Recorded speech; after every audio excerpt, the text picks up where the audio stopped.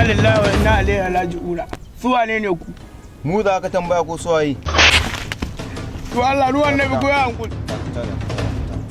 Kai, kana da lambar babanka ko dan uwanka ko wani magajinka? Lambar kowa ban da wallahi. Baka da lambar kowa? Ina da. To an sa. Ina. Sa number su. Sa number wanda hake da shi. Sauri sa.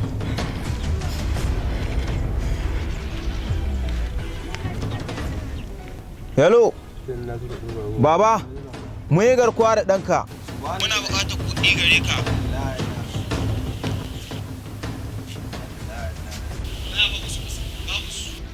Baka da kuɗi? To ba akwai wata hanya da bature ya san muku ba ta samun kuɗi. Muna buƙatar fai. Fai ƙwara 10 muka buƙata gare ka. Kana da bayanai to ka buɗa shi. Bayanai to.